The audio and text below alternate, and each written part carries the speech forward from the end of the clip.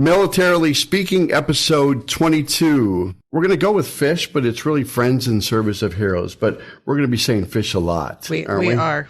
But it's important for people to know what that means. So This episode, we talk with Paul Chapa, founder and chairman of Fish.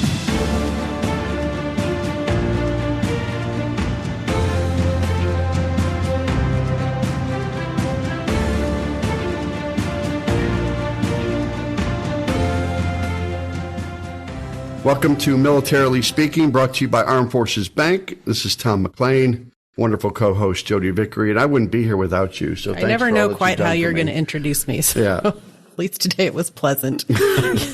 Again, welcome to our show. We're excited to have you listening and learning about fish. As Tom said, friends in service of heroes. I want to take just a minute and introduce Paul Chapa and tell you a bit about him, because he's probably too humble to do that himself. Before you do that. Oh, gosh, already. It's hard to believe he doesn't have military experience. I think, though, he does by extension. Yes, and it's almost like he's built for this. All right, go ahead with his resume. Okay, now my turn. So for Paul, 9/11 was a life-changing event. It was a motivating factor driving him to use his talents in the industry he loves to also serve those who serve our country. Although he never served, many of his family members, including his brother, uncles, cousins, had served, and he felt compelled to find a way to serve and include industry friends.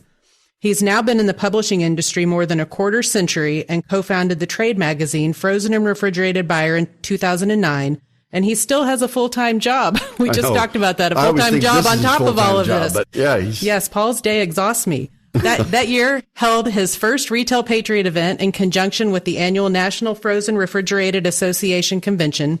And the Retail Patriot event was designed to honor grocery retailers that have gone above and beyond to support our troops and veterans. It was at that first Retail Patriot event in 2009, held in Washington, D.C., that Paul met Marine Colonel Marshall Denny. It was this fortuitous meeting that led to his subsequent introduction to Lieutenant General John and Carol Davis. Meeting with Lieutenant General Davis in 2010 at the Marine Corps Ball in Corpus Christi, Texas, generated the idea of creating a Heroes Dinner to honor enlisted servicemen and women and their spouses.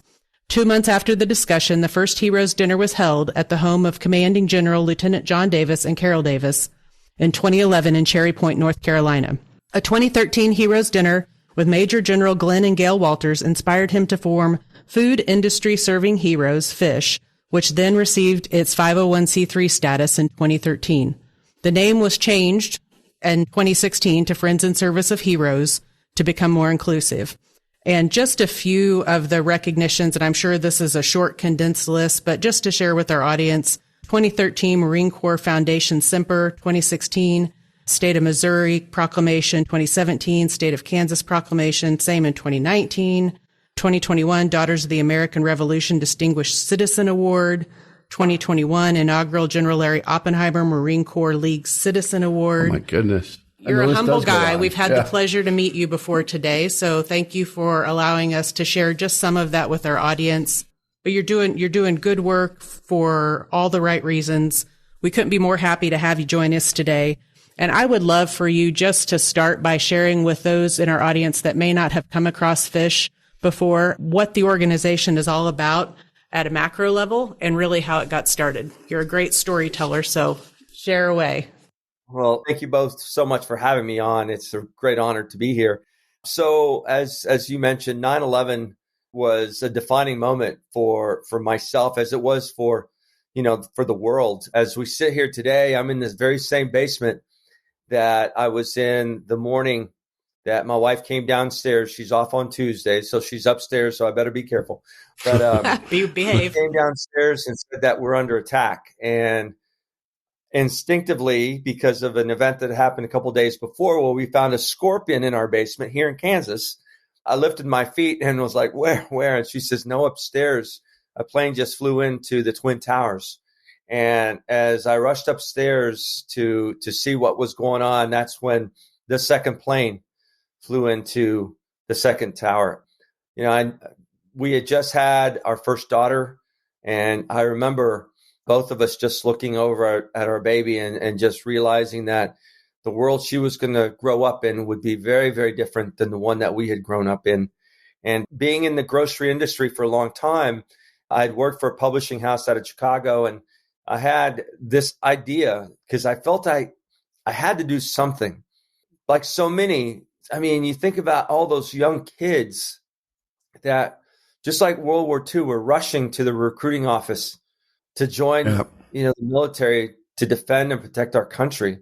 I felt like, as an old guy, I obviously I can't do that, but I got to find something. I have to do something. I can't just sit here. I have to do something. And I decided that I would create an event, an award to honor retailers that supported our military and first responders. And the company I worked for at Chicago just saw it as a great revenue opportunity, but it was never about the money. It was about just doing the right thing. If you look at the victims that were killed that day there at the Pentagon, there was a Rosemary Chapa. And I just felt for her and everybody else, I got to do something. And so when I was told this would be a great revenue source, show me a business plan, I decided instead to write my own business plan, leave, and start my own publication so I could create my Retail Patriots event and just focus on doing the right thing. And when you know it, our first event was just a few months later. Our first issue rolled out a couple months later, and our big national convention, the NFRA show, National Frozen Refrigerator Association, was there in Washington, D.C. And 3 hours before my event, I'm in the coffee shop saying a prayer. Because frankly, I'll tell you guys, I wasn't sure if anyone was going to show up for my event.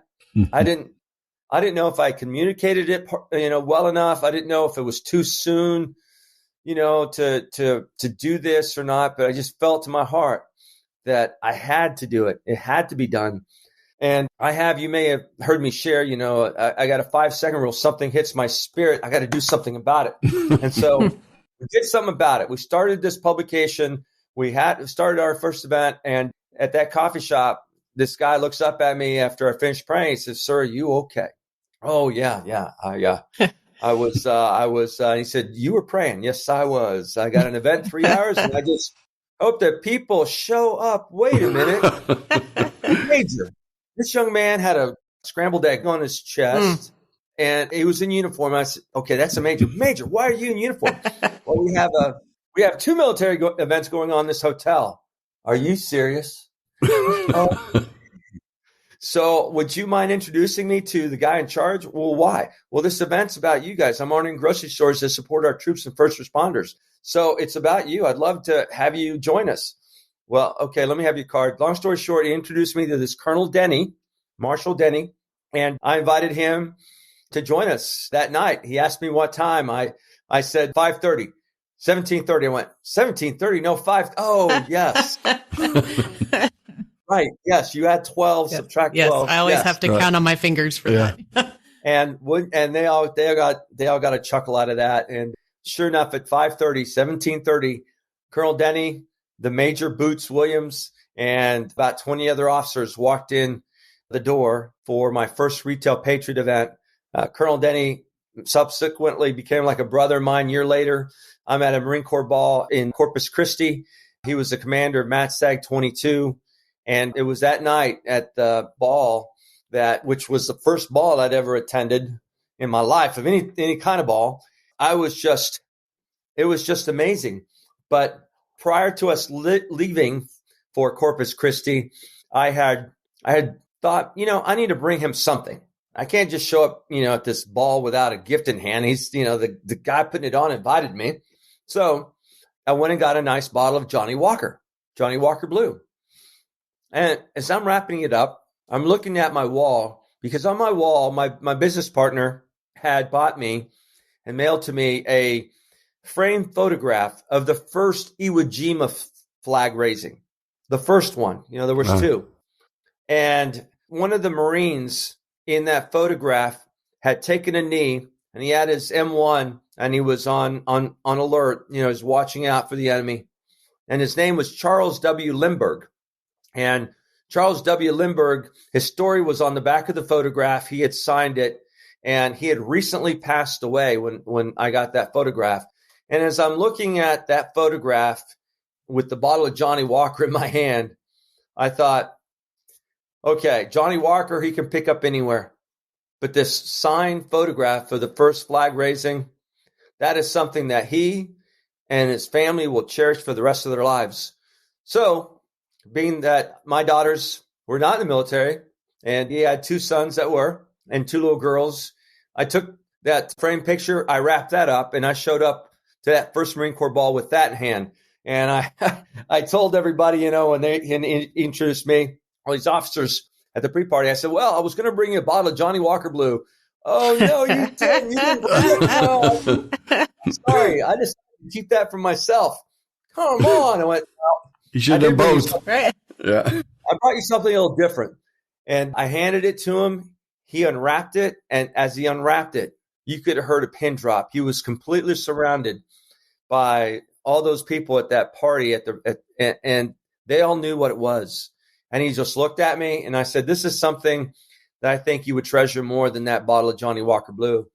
And it was little things like that, that I met his commanding general, General Davis, and I threw out this idea about doing a heroes dinner. And he looked at me and General Davis said, thank you, but what do you need from me? I said, well, I want to invite enlisted Marines and their spouses. Paul, I know you didn't serve, but we just can't do that. And my lovely, darling little wife places her hand under the table and pats my knee. That's the universal sign for. Yeah, nice try, hon. That was really good. Yeah. That was really good. She's patting my leg. And I said, but General. And then her nails came out and clawed my knee. They teach us that at wife school, Exactly. There's a class on it. And I don't think General Davis had ever heard anyone just interrupt him like that, but General. But I threw out this idea how it would be a great way for our enlisted Marines and their spouses to know how much my industry, the grocery industry, appreciated their service and sacrifice. And his wonderful wife, Carol, interrupted as he was explaining to me why they couldn't. Well, who's the chef? I went, Rick Tarantino, Chef Rick. And she smiled, and then General Davis just shook his head. General, you know who he is? Yeah. We just bought his cookware the other night or something like that, okay, nights ago. And I was like, yes. Yes. And he made no promises, but he said he would go talk to the commandant. I didn't know who a commandant or what a commandant was. And half hour, 45 minutes later, he came back and said that the boss, the commandant of the Marine Corps, loved the idea, and we would do it in January, and he'd get back with me on a date in January. Well, I was all excited until all of a sudden that cold, just frosty feeling overwhelmed me because, yes, this is great that the general and the commandant, the boss, had agreed to do it. But there was someone that I'd thrown into that conversation that knew nothing about any of this. And that was Chef Rick. Yeah. He had no clue. So I had to call him in the middle of the night. I woke him up as 1:30, 2 o'clock in the morning in Boston. And he said, I already do the heroes dinner. What are you talking about? The MVP dinner for the Super Bowl. Rick, I'm not talking football players. I'm talking Marines, real heroes, real helmets. And he agreed to do it. And we have done 37 of those dinners around the country since that time. And that's how Fish got started. And it was at one of those dinners in 2013 at another general's home there in Cherry Point, North Carolina, that night we learned that the general had lost some Marines in Afghanistan. And a statement was made to the effect that it's 2013, Paul, America's not at war, they're at the mall. And guys, that statement right there, it just penetrated my spirit. I mean, to hear that statement come out of this man, this warrior, and to see and hear the emotion in his voice, the emotion on his face, I just said, General, what can we do? Because we're here because we care about Marines and our troops. Just keep them in your prayers. This is going to be a long war, and it certainly has been. But it was that night, January 30th of 2013, that statement was made. 2:30 in the morning, January 31st is when Fish was born. That night we left, and the guys that went with me to that dinner, we were up all night talking about what we had just experienced and witnessed, and that's the night that Fish was born. And since that time, we've been able to just pour into so many lives. I mean, just so many people. As you said, I didn't serve. And I think it's important for those of us that did not serve to find a way to essentially raise our hand to serve those that did raise their hand to defend freedom and provide the security that we all take for granted each and every day. So that's a nutshell on Fish. Thanks. I love that story just as much this time as when I know we got the pleasure to hear it the first time. I think we'll learn a little bit more about fish when we ask a few more questions coming up. But what about the 3 pillars of support? You want to talk about those with our listeners? Certainly. So it all started out with recognition, doing these heroes dinners. And, we find ways to recognize those that have served our country. So many times, they wonder if their service mattered. Well, they know it matters when they're wearing the uniform. They know that. They're part of something extraordinary. They're America's team. They really are. And so that's easy. But when they get out, everything changes. No longer, that are they wearing that uniform? No longer do they have their team behind them, their guys, their gals, their troops. And now they start to wonder if their service really mattered. And we find ways, these, the recognition events that we do a monthly speaker series, and we recognize those that have served our country as speakers. But in the room will be countless veterans and active duty soldiers that, again, it's all about reminding them your service mattered then, and it continues to matter now. Don't forget that, because so many times they forget. And, sometimes I feel really awkward because I didn't serve, but I'll get in someone's face with the knife hand. I'll like, you've forgotten who you are. Have you forgotten who you are? And so they might have a menial job and stuff. And I'm like, okay, so what was your rank? I was an E5. Tell me about your budget. What? How much were you responsible for? Sir, I was responsible. And it happened just today. I was responsible for almost $6 million worth of equipment. Okay. And how many men did you have under your command? Sir, I was an E5. I had like 200. I was like the battalion, blah, blah, blah. I'm like, you're still that person. You still have that skill set. So don't forget, just because you're here right now doesn't mean that's where you're going to stay. So come on up. Come on. Let's go. Let's get in the boat. Let's go find something else to do. Put them back on mission. So that's the support pillar, always reminding them of who they are and what they can do. And they have the skill set that you and I, just because you went to college, I'm sorry, as an employer, I'd rather have someone that has served our country, and I give them a mission and I let them go because I know they'll figure it out. They'll figure out how to get it done. So that's our recognition pillar. Right. Our health pillar would be whereby we would provide an individual that, again, we call it going fishing. The vets that we serve never see us coming, okay? Those that really need help will never ask for help. So we go find them, hence the word fishing, okay? And so we've provided to date 39 service dogs to our military community. And again, these are individuals that, look, they're struggling with post-traumatic stress. They're waking up with the sheets on the floor. They're waking up, not even in bed. They're waking up somewhere else, or waking up in a pool of sweat. Maybe their spouse or girlfriend has moved to the next bedroom because she doesn't want to be injured in the thrashing that goes on. Within 2 to 3 weeks of them receiving their service dog, they see the sleep start to take place. They're waking up rested. They're waking up and the sheets are on the bed, and guess what? Their loved one is next to them, and everyone's happy. Everyone's sleeping. And that's the other thing about post-traumatic stress. It's just like someone with the CPAP. It's not just the person that needs a CPAP that doesn't sleep. It's the spouse. Yeah. And once you get the CPAP, guess what? The spouse is overjoyed because now she's sleeping. Yes. In the same room. Snoring, you're not snoring like a bear. You're not having to worry if they stop breathing, or are they breathing, blah, blah. And so everyone's happy. Once they get a service dog, it's incredible how these furry angels will completely change and improve the quality of life for our veterans. And so we're very honored to have and blessed to have a tremendous trainer that she's actually is from the Liberty, Missouri area. And the dogs that she trains for us are just absolutely fantastic. So service dogs, mobility chairs, track chairs, quadriplegic chairs. December 22nd, we heard about, actually it was December 20th, we heard about a Vietnam era Air Force veteran. He had lost his leg because of some disease, and he was bedridden, quadriplegic, can't use his hands. Just a horrible situation. One of our warriors just laying there, and, how can we pour into him and improve the quality of his life?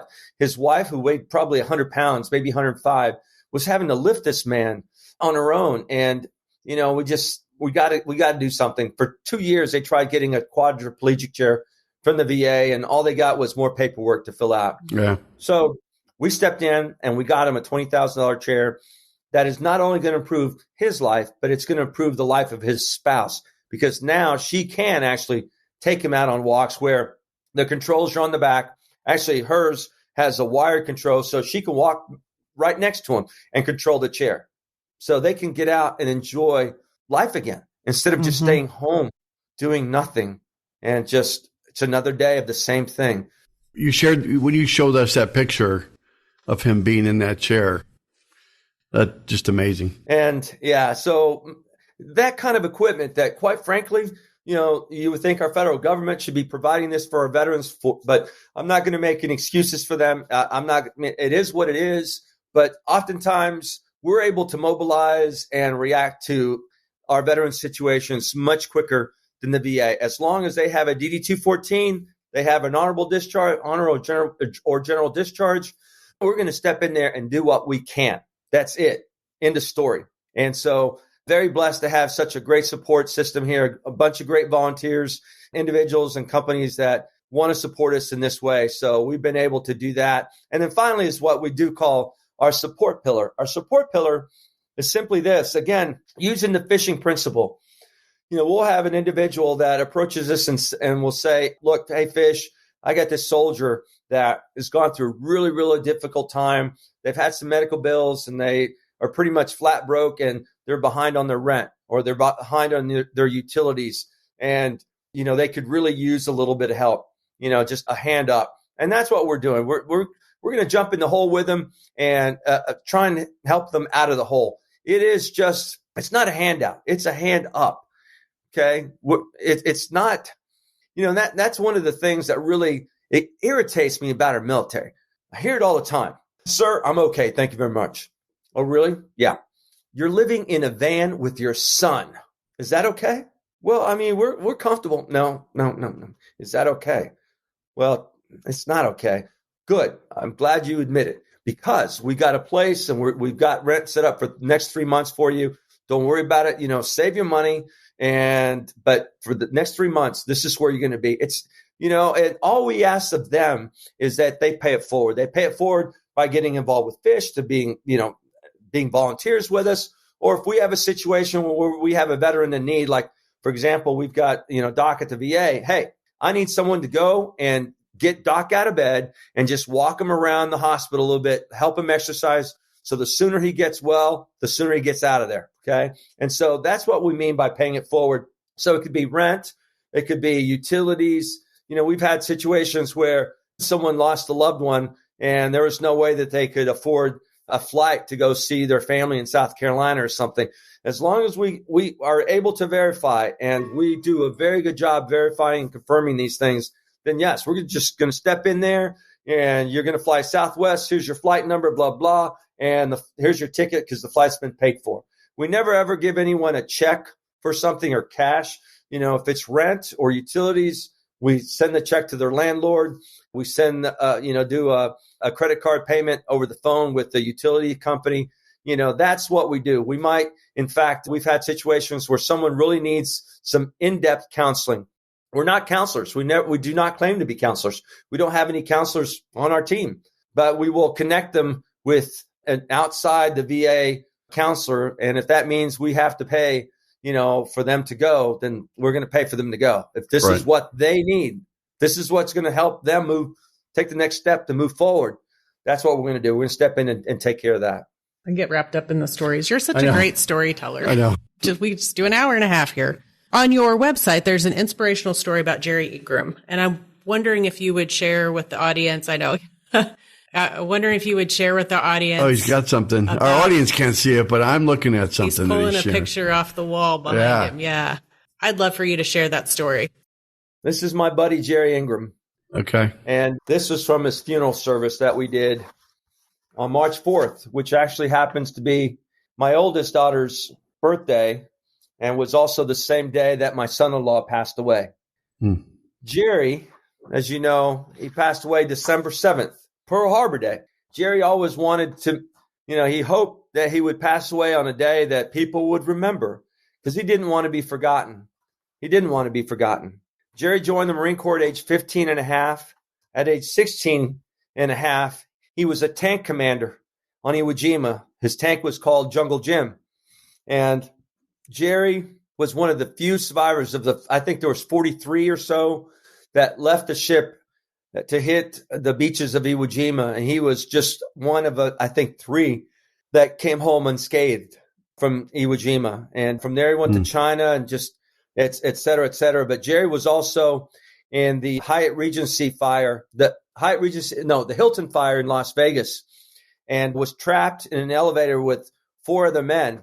And, they were telling him, stay, don't go. If you go out there, you're going to die. And Jerry said, I'm not going to die in an elevator. I've been to hell and I'm not going to die in an elevator.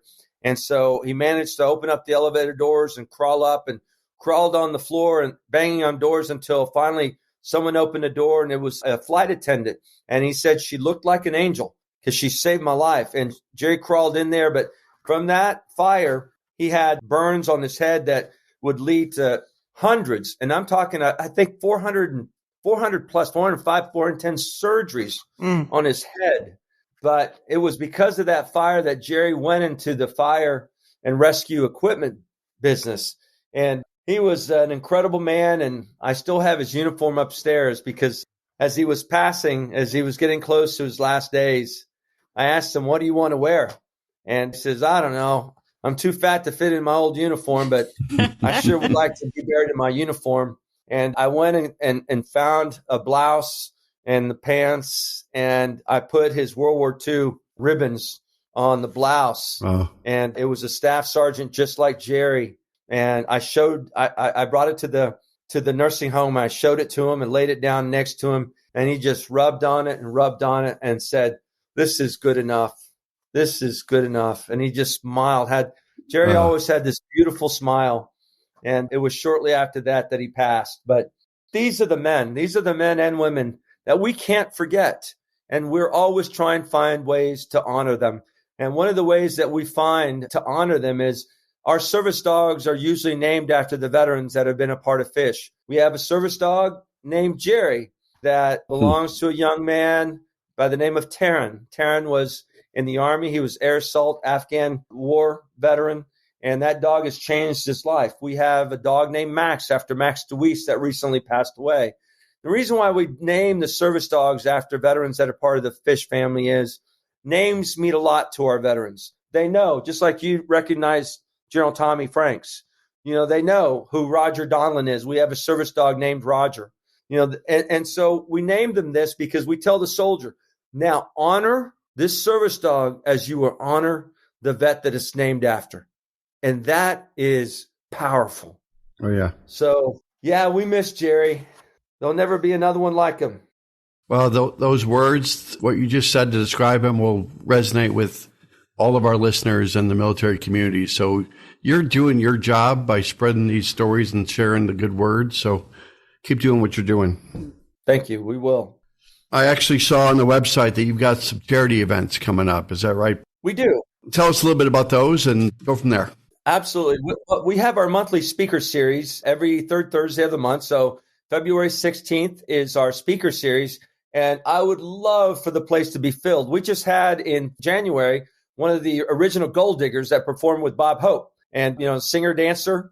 And so in February, we're going to have none other than Colonel Marshall Denny himself coming into town for that speaker series. So I'd love for everybody to join us 7 p.m. at the American Legion at 7500 West 75th. And then in April, we're going to have a 10K, a 5K, 10K out in Leavenworth at Z&M Winery. And that is going to be Jodi will be there. Y'all run. That is on the 22nd of April. I could hand out water. Yeah. Again, every third Thursday. So the third Thursday in March, our speaker is going to be Pat Warren from the NASCAR track, the president of NASCAR, Kansas City. Very cool. And in May is typically our Armed Forces Day event, which last year we had over 6,000 people at our Armed Forces Day event. However, we're in a conundrum right now as we don't have a location to hold it. We've always had it. We've held it over to New Century in Gardner for the past couple of years, but we were going to move it to NASCAR. And now there's some hiccups there. So we're looking for a place that will accommodate helicopters and will accommodate tracked vehicles such as MRAPs, such as tanks, etc. We anticipate 6,000 to 10,000 people to come to that. So if you have any connections at the old Sandstone, Azura, please let me know. I'll say my backyard's probably not big enough. Yeah. And then our 10th annual Fish Combat Golf Tournament is June 19th. And that is so much fun. On a couple holes, the golfers will tee off wearing full body armor, helmet, flak jacket, about 50 to 60 pounds. And the reason for that is, for those of us that did not serve, it gives them an opportunity to, for one moment, feel exactly what our troops have to endure when they're in combat. The idea came from two places. Actually, I was having a cigar at Outlaw Cigar in Overland Park with my friend Kendall, and someone in the room, we were watching television, and it showed some Marines in Iraq, and they looked like they were under fire. They were running for cover.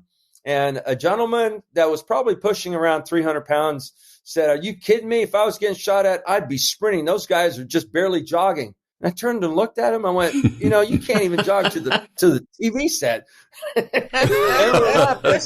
You realize how much weight they are carrying? They're carrying their ammo. They're carrying all their equipment. They may not even have any food because they can eat later. They're more, they need ammo. And so, this is exactly why so many of our veterans have back issues, have ankle issues, knee issues, because of all the weight. I mean, the burden, it's not just a burden of the equipment that they carry, it's a burden of our nation. And so he kind of shut up. And a couple months later, I was at Camp Pendleton at a golf tournament, the General's Cup. It's a golf tournament that the commanding general there puts on. And wouldn't you know it, they were wearing body armor and throwing rubber grenades and all these other things. And I went, when Fish does a golf tournament, that's exactly what we're going to do. So civilians can understand what our troops go through. And it really is very powerful. It is very powerful because I will have soldiers helping them put on the equipment. And while they're doing so, they get an opportunity to share a little bit about their story. I was in Iraq, I deployed to Afghanistan, Vietnam. I mean, Max DeWeese was one of our guys. He used to talk about Guadalcanal all the time. And so that's June 19th. And then we have a few other events in between there. There's always something going on with Fish, always. There is a great video out there. I saw the video earlier today on your website about the last golf tournament you had. So it looked very fun, and people will have a great time in June going to that again. That's so true that stuff weighs so much. I had a chance at Fort Bragg or Pope Air Force Base many years ago to go up in a C-130, and we got paired up with a airborne soldier, and they put all of the gear on us. And when she clipped that, I don't even remember what it was called, but the bag that goes in front of them that they wear as they jump out of the plane. And then you think about, they jump out of the plane, and we got to participate in a night exercise, and it was dark. Yeah. So you could hear him hit the ground, and then you'd hear him hit the ground, and then you'd hear, because it was just the force of all of that, and then not just their body weight, but that on top of it, and just crazy. But yeah, I almost fell over when she clipped it on me. And I was just standing there. I wasn't even jumping out of an airplane, but yeah. Yeah. Us old guys, I mean, that's why it's young people that, that do that, because I'm sorry. Yeah. I mean, if I jump off this chair, I'm liable to break an ankle. I know. I'm going to have to call Rescue 911. Hey, Paul, when I was I visited Fort Knox one time and thought I was cool by getting inside of a tank. And so they needed the jaws of life just to pull me out. So I had to do this tuck and roll, and I rolled out. Next thing you know, it latched onto my pants, and it ripped my pants off, and blood started coming out of my leg, and it was just getting out of a tank. It should be easy, There's right? There's some stories that should go untold, McLean. Oh, did I just tell that out loud? You did, and we are not going to edit it. There's a lot of people at the company that know that happened to me, but I should have let it go. Let's just hope there's not pictures. All right, so you have done a lot. You said, looking back in 2022, Paul, just in 2022 alone, 4 service dogs, 2 major dental bills paid, 2 vehicles, 2 power chairs, 3 veterans received rental and housing assistance, provided enough food to feed 6,000 people.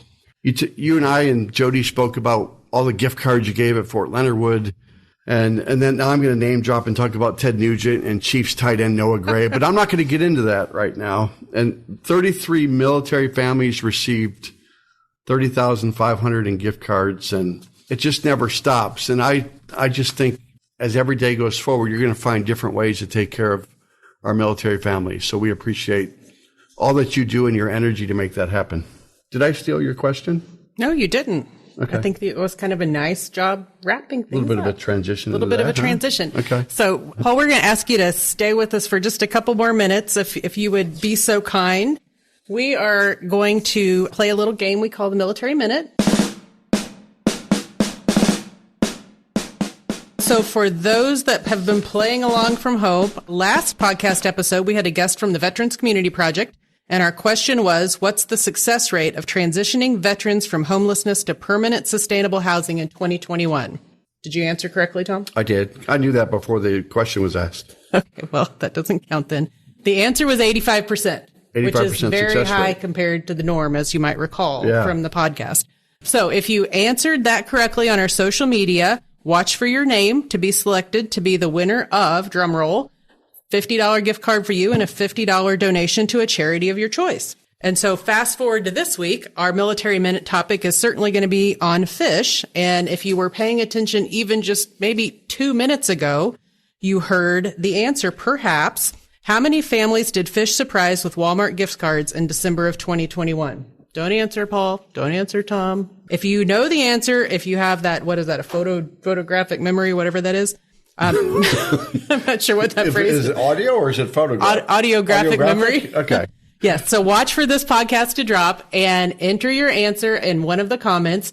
And you too will have a chance to win $50 for yourself and $50 for a charity of your choice. And as always, we'd encourage folks to consider fish as part of where they might put that money to good use. You know, I'm not sure if we've said the website enough to you. www.friendsinserviceofheroes.org. Can't say it enough. Yes. .org.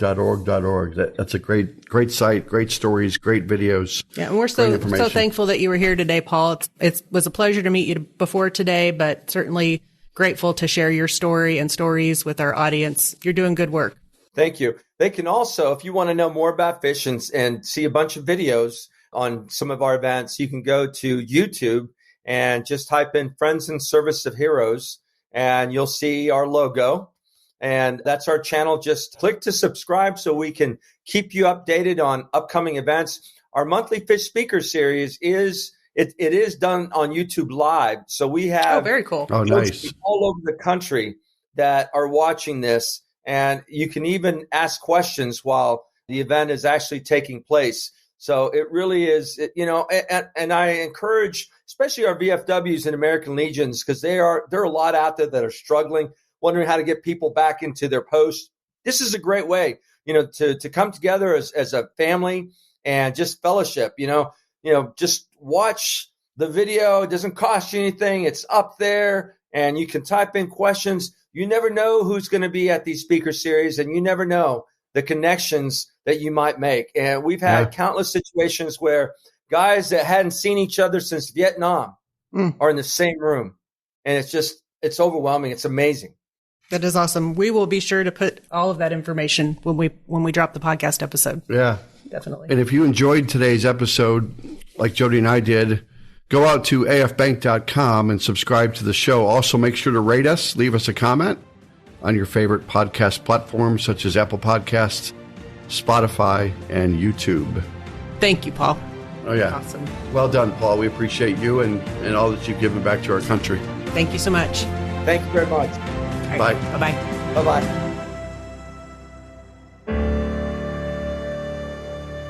Copyright 2022 Armed Forces Bank, member FDIC, equal housing lender. All non-Armed Forces Bank owned apps, websites, company names, and product names are trademarks or registered trademarks of their respective owners. Their mention does not imply any affiliation with or endorsement by Armed Forces Bank of them or their products and services. They are merely used as examples of the many available apps, companies, and websites that offer similar services. Before using any app or website, you should carefully review the terms of use, data collection, and privacy policy. Apps may have an initial cost or in-application purchase features. This information is general in nature and is not intended to be legal, tax, or financial advice. Although Armed Forces Bank believes this information to be accurate, it cannot ensure that it could change. Statements or opinions of individuals referenced herein are their own, not Armed Forces Bank. Consult an appropriate professional concerning your specific situation and respective governing bodies for applicable laws, such as IRS.gov for current tax law. Armed Forces Bank, the Armed Forces Bank logo, and the Militarily Speaking logo are registered trademarks of Armed Forces Bank.